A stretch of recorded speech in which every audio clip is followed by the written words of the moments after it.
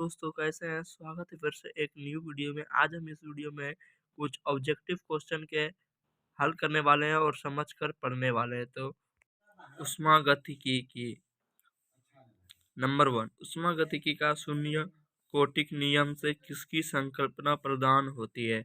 तो यहाँ पे क्या है कि ऊष्मागतिकी का जो शून्य कोटि नियम से जो है वह तापमान की संकल्पना प्रदान होती है। नंबर 2, एक विलगित निकाय की आंतरिक ऊर्जा बढ़ता है, घटता है, समान रहता है या फिर इनमें से कोई एक? विगलित निकाय की आंतरिक ऊर्जा समान रहता है। नंबर 3, ऊष्मागतिकी का प्रथम नियम ऊर्जा का संरक्षण देता है। ऊष्मागतिकी का प्रथम नियम क्या देता है? तो ऊर्जा का संरक्षण देता है। नंबर 4, ऊष्मागतिकी का प्रथम नियम किसके संरक्षण का नियम है? जो ऊष्मागतिकी का जो प्रथम नियम है वह ऊर्जा संरक्षण का नियम है। नंबर 5, ऊष्मागतिकी का प्रथम नियम में निम्नांकित में से कौन सा संरक्षित रहता है? सेम टू सेम ये तीनों सवाल, इसमें से कोई एक सवाल आता है एग्जाम में। तो ऊष्मागतिकी का जो प्रथम नियम में ऊर्जा संरक्षित रहता है, ऊर्जा संरक्षित रहता है ऊष्मागतिकी का प्रथम नियम में। नंबर 6 की ओर बढ़ते हैं। नंबर 6, ऊष्मा अपने आप कम तापमान वाले पिंड से उच्च तापमान वाले पिंड में प्रवाहित नहीं हो सकती है। यह एक कथन जिसके परिणाम स्वरूप ऊष्मागतिकी का दूसरा नियम होता है। ऊष्मागतिकी का जो दूसरा नियम है वह इसको दर्शाता है। ऊष्मा अपने आप कम तापमान वाले पिंड से उच्च तापमान वाले पिंड में प्रवाहित नहीं हो सकती है। यह ऊष्मागतिकी का दूसरा नियम है। नंबर 7 की ओर बढ़ते हैं। उसमें लिखा हुआ है पूर्ण गैस। यहाँ पे पूर्ण लिखा हुआ है। पूर्ण गैस के लिए दो विशिष्ट ऊष्माधारिताओं के बीच का संबंध दिया जाता है। तो इसमें से जो ऑप्शन है वह 1 नंबर सही ऑप्शन है, क्योंकि Cp माइनस Cv बराबर R/J होता है। नंबर 8, इसमें भी सेम सवाल दिया हुआ है।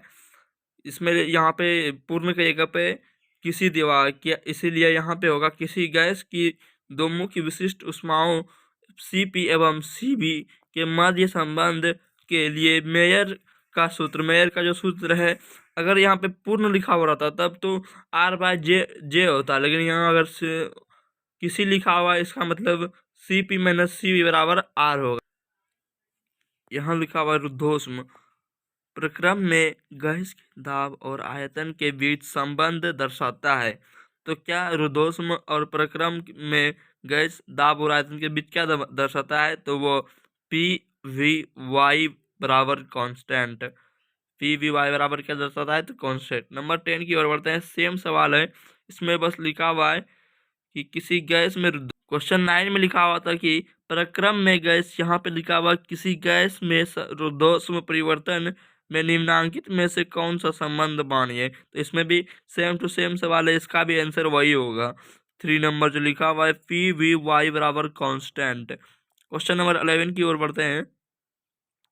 समतापीय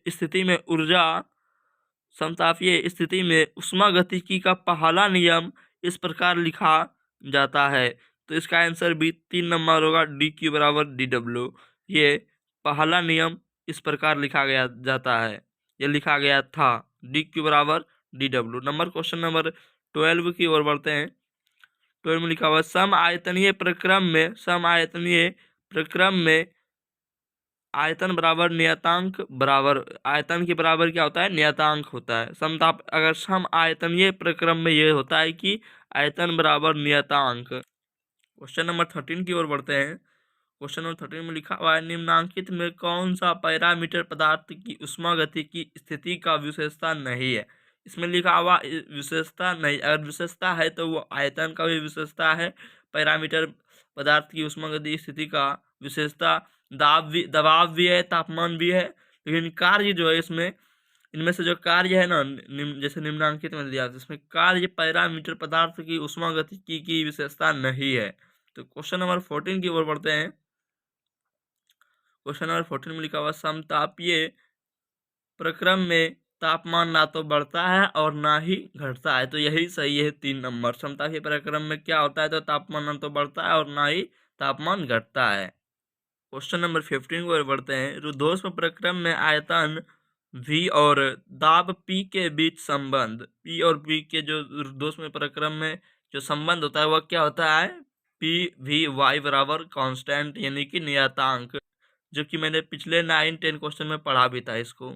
PVy बराबर कांस्टेंट। क्वेश्चन नंबर 16 की ओर बढ़ते हैं। क्वेश्चन नंबर 16 में लिखा हुआ है, एक चक्रीय प्रक्रम में गैस की आंतरिक ऊर्जा नियत रहता है, ना तो बढ़ता है ना तो घटता है, क्या ना शून्य हो जाता है, नियत रहता है। एक चक्रीय प्रक्रम में गैस की आंतरिक ऊर्जा क्या रहती है, तो नियत रहता है। क्वेश्चन नंबर 17 की ओर बढ़ते हैं। समदाबी प्रक्रम में दाब ना तो बढ़ता है और ना ही घटता है, एकदम निश्चित रहता है P। इसका मतलब ये सही नंबर है, क्योंकि समदाबी में दाब ना तो बढ़ता और ना ही घटता है, P यानी निश्चित रहता है। क्वेश्चन नंबर 17 की ओर बढ़ते हैं। उसमें लिखा हुआ है, एक गैस ये को समतापीय अवस्था में दबाया जाता है ताकि उसका आयतन आधा हो जाए, कितने गुणांक से गैस का दाब बढ़ जाएगा। तो इसका जो आंसर होगा वह, जैसे y बराबर 1.4 लिखा हुआ है, जैसे कि सवाल में लिखा हुआ आयतन आधा हो जाए, तो 1.4 को आधा करने पे जो होगा वह 0.7 होगा, इसलिए ऑप्शन 3 नंबर सही है, 0.7। तो क्वेश्चन नंबर 19 की ओर बढ़ते हैं। एक कार्नोट इंजन 127 डिग्री सेल्सियस तथा 27 डिग्री सेल्सियस के मध्य कार्यशील है, इसकी दक्षता ज्ञात करें। क्या करने ज्ञात बोला है, तो दक्षता ज्ञात करने बोला गया है। तो इसका जो आंसर होगा वह प्रतिशत में निकालना है, इसलिए इसका आंसर जो है 25 डिग्री यानी 25% ही होगा।